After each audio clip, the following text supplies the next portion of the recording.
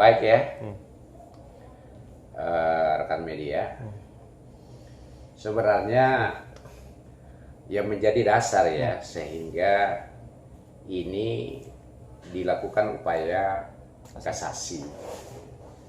Pertama-tama saya ingin menyampaikan bahwa dasar yang paling kuat itu adalah karena memang bahwa objek dalam perkara pidana ya kasus Nikita ini bahwa skincare itu adalah diduga bermasalah ya, dan hal tersebut telah dibuka terang di pengadilan negeri ya bahwa skincare ini diduga keras bahwa itu adalah ilegal ya. Artinya apa? Objek perkara ini adalah bermasalah ya, dan diduga keras bahwa itu adalah pidana ya. Hal tersebut telah benar-benar diurai faktanya di pengadilan. Satu, di pengadilan itu dibawakan satu sampel ya bahwa skincare ini adalah bermasalah ya. Ada liris dari BPOM yang menyatakan bahwa tidak memiliki izin edar skincare itu. Dan kedua, ada uji lab yang dari lab mandiri yang menyatakan bahwa skincare ini mengandung bahan-bahan yang berbahaya ya. Artinya apa? Bahwa kedua bukti ini itu diatur di dalam undang-undang tentang kesehatan dan perlindungan konsumen, dan di sana ada pidana ya. Yang paling penting sebenarnya ini juga yang harus saya sampaikan, dan hakim tahu semua ini, bahwa sebelum Nikita itu sehari sebelum Nikita dijadikan tersangka atau ditetapkan tersangka di Polda Metro Jaya, itu Nikita sudah melalui Bang Fahmi itu sudah melaporkan dugaan skincare bermasalah ini di Mabes Polri ya, dan itu sudah disampaikan di pengadilan. Artinya apa? Ketika misalnya memang majelis hakim yang menangani perkara ini di pengadilan negeri ini ya tentunya harus ditunda dulu ya. Karena kenapa? Sangat berisiko ketika Nikita dinyatakan bersalah sementara objek dalam tindak pidana itu adalah diduga keras adalah tindak pidana ya, dan putusannya bisa dinyatakan nanti cacat yuridis ya kan, karena objeknya adalah dugaan keras ada tindak pidana seperti tadi yang saya jelaskan itu ya kan. Nah kalau itu terjadi berarti ya seharusnya putusannya itu batal demi hukum atau dapat dibatalkan ya. Karena ini adalah putusan pengadilan, tentunya putusan itu harus dibatalkan di pengadilan yang lebih tinggi. Misalnya pengadilan tinggi ya, harus dibatalkan di situ. Tapi justru anehnya malah di pengadilan tinggi ini malah terbukti TTPU-nya. Ya kan? Malah terbukti TTPU-nya. Ya. Malah terbukti TTPU sehingga kami berpendapat ya seperti kita sampaikan sebelum-sebelumnya itu, bahwa sebenarnya kita tidak tahu apakah ada kesengajaan oleh majelis hakim ini ataukah memang mereka tidak paham apa sih TTPU itu. Ya kan? Dan sangat jelas di sana disebutkan bahwa turut serta. Turut serta saya pikir bukan orang hukum aja paham ya bahwa namanya turut serta itu berarti ada temannya lah secara bersama-sama melakukan. Tapi dalam putusannya ya dengan begitu tegasnya dibacakan bahwa Nikita dalam hal ini terdakwa ya terbukti bersalah melakukan tindak pidana pencucian uang ya, turut serta ya kan, seperti itu sangat jelas. Tapi ternyata hanya Nikita aja yang dinyatakan bersalah, tidak ada teman yang lain. Artinya apa tadi? Apa yang saya sampaikan tadi dari pengadilan negeri ini dengan pengadilan tinggi ini, bahwa ada penerapan pasal yang sangat keliru ya, ada penerapan hukum yang sangat keliru. Ya, satu tadi itu saya sampaikan bahwa dugaan bahwa objek yang bermasalah ini menjadi tindak pidana ini dalam perkara di kita ini ada dugaan keras bahwa itu adalah objeknya tindak pidana. Sehingga putusannya kalau itu sebenarnya diputus, ya kan, maka putusan itu melindungi kejahatan. Oleh karena itu wajib untuk dibatalkan oleh pengadilan tinggi yang ada di atasnya sebenarnya. Tapi anehnya tadi bahwa justru dikuatkan ya di pengadilan tinggi dan bahkan terbukti lagi TTPU-nya dan hukumannya ditambah. Nah, itulah sebenarnya alasan kami tadi untuk melakukan upaya kasasi ya, bahwa ada penerapan hukum yang sangat jelas dan nyata terjadi mulai dari pengadilan negeri sampai ke pengadilan tinggi ya. Nah, kalau di dalam kasasi itu yang diterapkan itu adalah penerapan hukumnya saja. Apa itu? Apakah ini penerapan pasalnya ini sudah sesuai? Apakah unsur pasalnya ini sudah sesuai? Apakah ini sudah apakah putusan ini sudah diterapkan ketiga asas, yaitu asas keadilan, asas manfaat, dan asas kepastian hukumnya sudah terpenuhi apa tidak. Hanya itu sebenarnya ya yang menjadi dasarnya kita. Nah, kalau terkait pertanyaan kedua ya, bahwa banyaknya para ahli hukum yang di sana pesimis, ya kan, bahwa ketika kita melakukan upaya kasasi maka akan diperberat, ya. Itu sah-sah saja saya pikir, ya, sah-sah saja. Tapi kan seharusnya mereka itu memberikan dulu pendapat hukumnya ya, baru masuk ke hal yang menjadi kebiasaan-kebiasaan itu. Kalau mereka sebagai praktis hukum, tidak bisa dong langsung mengatakan, oh ya kalau nanti sudah ternyata sudah dinyatakan bersalah di PN, kemudian diperkuat di PT, maka dinyatakan juga nanti bersalah di Mahkamah Agung dalam kasasi itu, ya, dan bahkan bisa diperberat, ya kan? Kalau itu sebagai pendapat seorang hukum, saya pikir bahwa itu bukan pendapat, tapi itu adalah ramalan, ya, ramalan. Tapi kan namanya orang hukum itu minimal memberi pendapat. Seperti tadi saya sampaikan bahwa ada penerapan hukum yang sangat keliru ini, ya kan? Misalnya objeknya itu adalah bagian daripada tindak pidana, ya kan? Itu ya penerapan yang sangat fatal kalau menurut kami. Dan kedua, adanya salah memilih, ya, memilih pasal. Kenapa demikian? Karena ini si korban, pelapor ini di pengadilan dia mengakui, secara nyata mengakui bahwa kami tidak ada bermasalah dengan skincare kami. Ya kan begitu. Tapi kami permasalahkan atau keberatan sehingga kami membuat laporan polisi karena kami dibilangi begeng, ya kan, begeng, kurus, abu-abu dan lain-lain sebagainya. Nah, kalau itu berarti itu kan menyerang kehormatan. Nah, kalau pasal menyerang kehormatan itu berarti pasal 27A ayat 1, ya kan, bukan 27B ayat 2, ya kan. Nah, kalau di sana juga ada beberapa unsur di sana kalau menurut kami tidak terpenuhi, termasuk mentransikan. Karena ini adalah objeknya kejahatan, maka wajib semua warga negara punya kewajiban untuk menyampaikan ke khalayak ramai. Itu diatur dalam Undang-Undang Dasar 1945 pasal 28 kalau saya nggak salah ya ayat 2. Seperti itu. Begitupun juga ya di dalam Undang-Undang Perlindungan Konsumen. Masyarakat, semua masyarakat itu berkewajiban ya untuk menyampaikan karena diberi hak untuk melakukan pengawasan seperti itu. Nah, kalau itu unsur itu tidak terpenuhi, kemudian unsur kedua juga tidak terpenuhi karena di situ ada ancaman, ya kan, membuka rahasia, ya kan. Nah, rahasia itu kan sudah tidak ada di situ, kan sudah dibuka oleh doktrin sebelumnya. Artinya ada dua unsur, pasal itu tidak terpenuhi.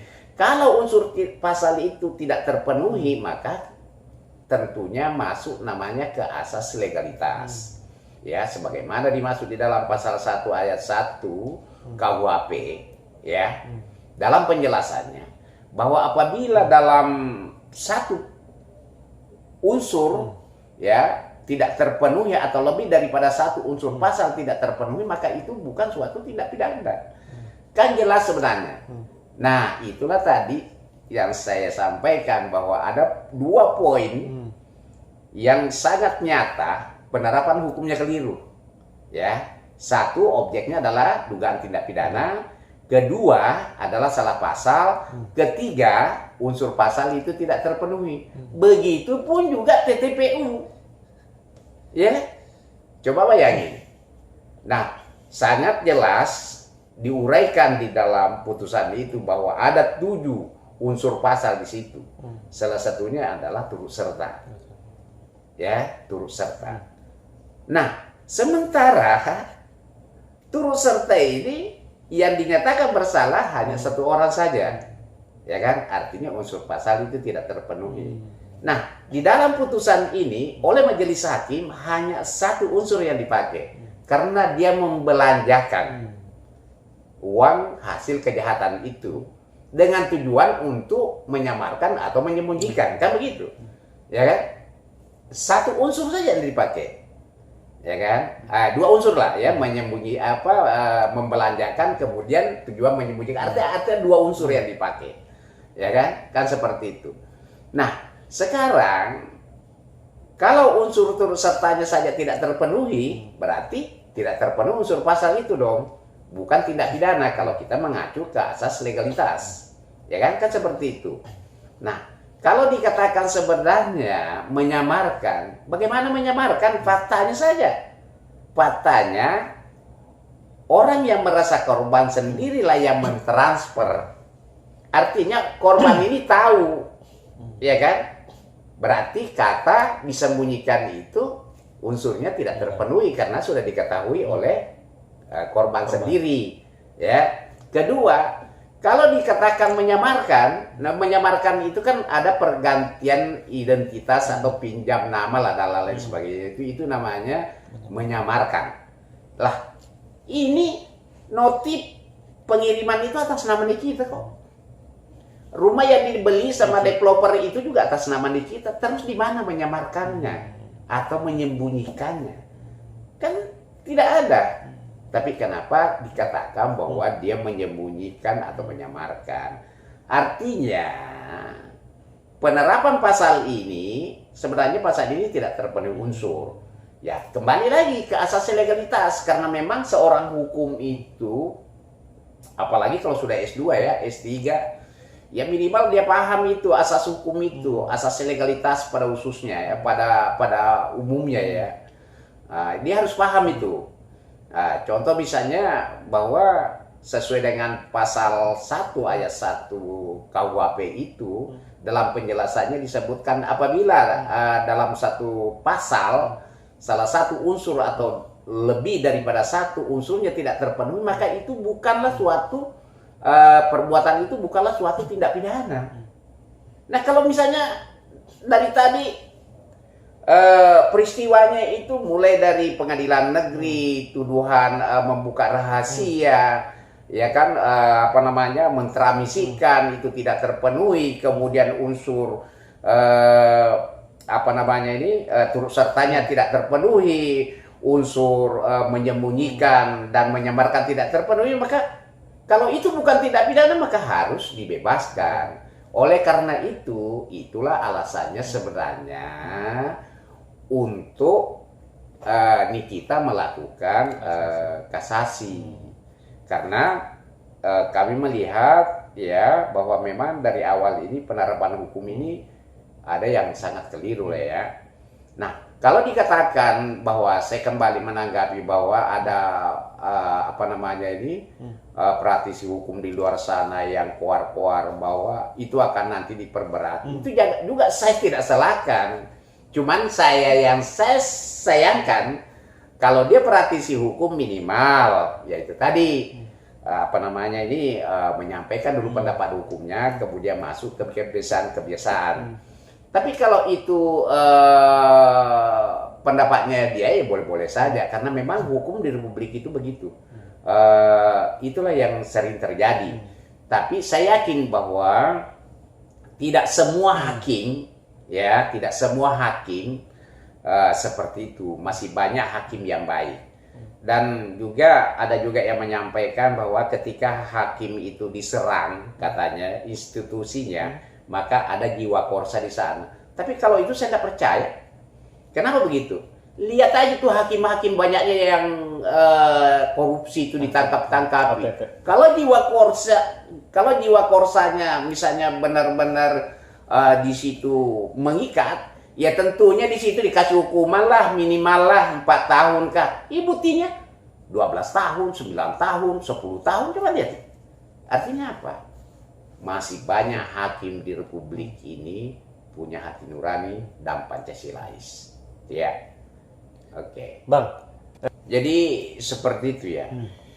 Kalau terkait keyakinan kami ya, sebenarnya kalau benar-benar hukum itu mau ditegakkan ya, karena ini adalah pidana. Kalau sebenarnya pidana itu urusannya adalah negara ya.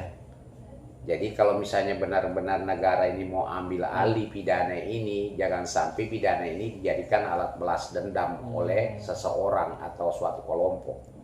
Karena yang selama ini kita lihat ya di Republik ini, ya, jadi seakan-akan hukum pidana ini dijadikan alat balas dendam.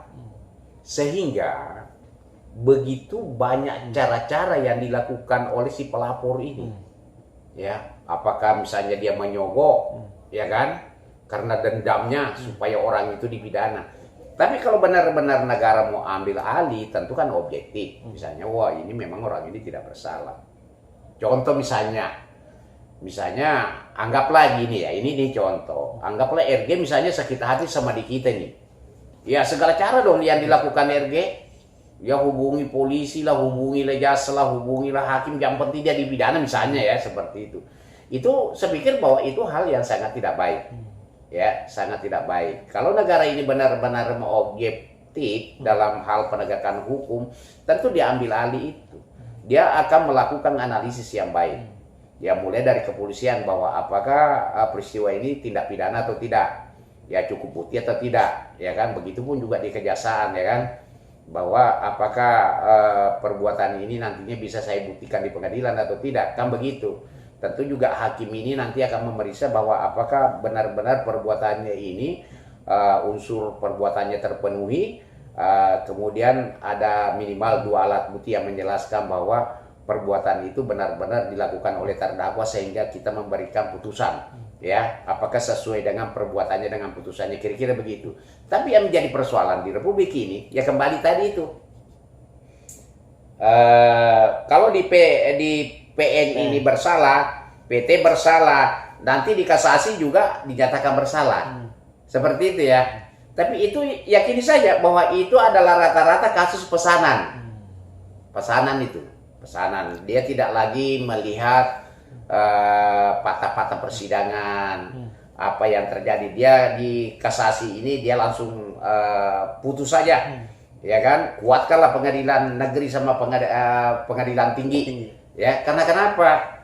Ya diduga mungkin ya seperti tadi, karena hukum itu dijadikan alat balas dendam. Itu rusak, itu yang rusak kalau ada teman-teman beranggapan bahwa nanti akan diperberat. Itu wajar saja kalau mereka ngomong begitu, sekali lagi saya mau katakan begitu.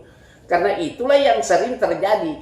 Tapi kalau harapan kami ya, kalau sesuai dengan jalur hukum yang ada, benar-benar mau ditegakkan dengan baik, ya tentunya nih kita itu harus dibebaskan. Alasannya sederhana. Satu, karena objek perkara ini diduga keras adalah tindak pidana dan itu sudah disampaikan semua di pengadilan. Ya, mulai laporan polisi dan bahkan ada laporan polisi di Polda. Ya, mulai bukti-bukti yang lain itu sudah dilengkapi semua ya.